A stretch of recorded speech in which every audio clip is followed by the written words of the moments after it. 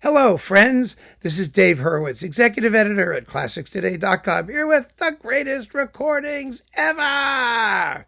And today we're talking about a real tough piece, a tough nut to crack. I mean, interpretively, one that's gotten lots and lots of recordings, but not a lot of really great recordings, considering how great the music is. It's Bartók's Music for Strings, Percussion and Celesta. And the recording in question is this one, Neville Marriner with the Academy of St. Martin in the Fields, coupled with the Divertimento, also for strings, another real sort of unacknowledged masterpiece, but a beautiful, beautiful work.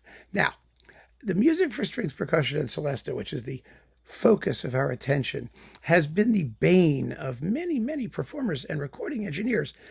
First of all, it has a genuine spatial element that needs to be captured in recordings if it's really going to work optimally.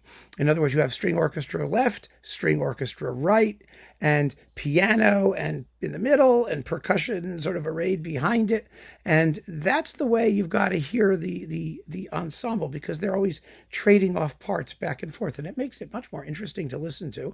And it also clarifies a lot of the extremely dense polyphony that Bartók is writing, because it doesn't all congeal into a Hungarian glob of goulash. You know what I mean?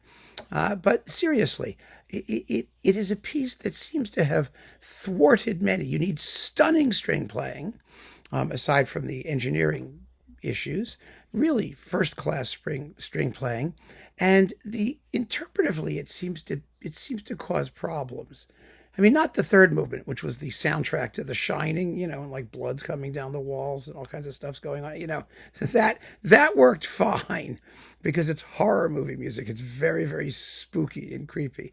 But the opening is a fugue, a very complex fugue based on a Fibonacci series in terms of its phrase lengths. It's really very nifty once you figure it out. And once it reaches its climax, it inverts itself and goes backwards back to the beginning. It's just an amazing piece of work.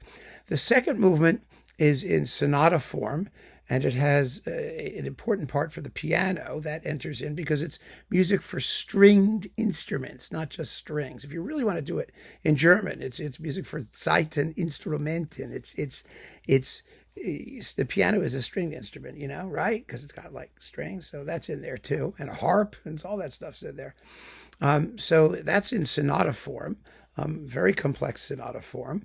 The third movement is in sort of an arch form type thing, with sections that, well, never mind. It's just horror movie music. Enjoy it. And the finale is a rondo based on a Hungarian folky type tune, which never quite returns in the same way that it originally did, and that features as a climax the return of the opening fugue theme from the first movement, although the entire work is based on the fugue theme from the first movement. We don't need to go into that. But, Bartók was afraid to write something called a symphony.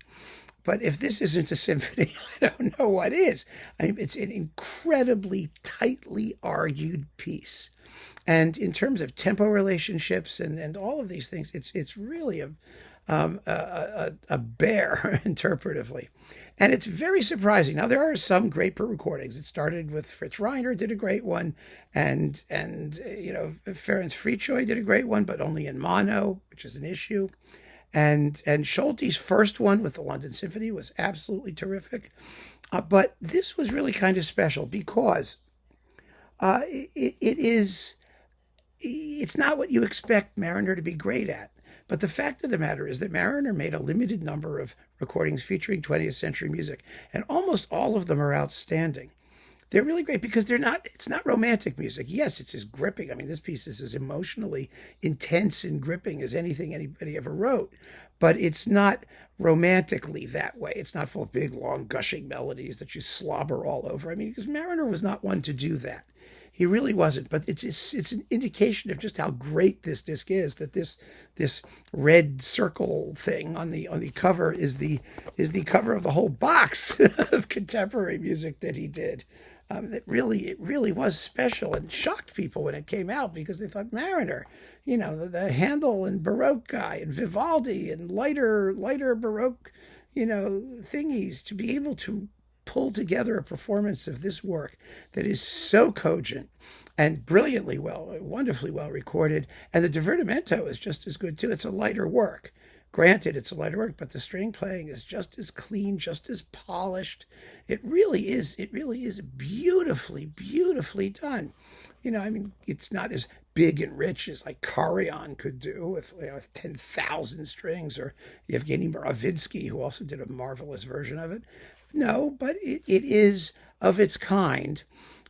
Just an extraordinary performance in every way, and one that I think should have earned Marriner a lot of respect in serious music circles, because this is one of the linchpins of the 20th century repertoire, and to hear them cruise in and do it so well, so effectively, and with such precision and expressive point, was really, really a wonderful thing. It set the seal on Marriner's importance as an interpreter, not just because he founded the Academy of Ancient Music, not Academy of Ancient Music, the Academy of St. Martin in the Fields, whatever it was. It's an academy, the Academy of St. Martin in the Fields, and did tons and tons and tons of lesser known Baroque music, but because he founded this excellent orchestra, and then he really had something to say with them. He did marvelous things, nowhere more so than in the Bartók music for strings, percussion, and celesta. So keep on listening, friends. Thanks for joining me. Take care.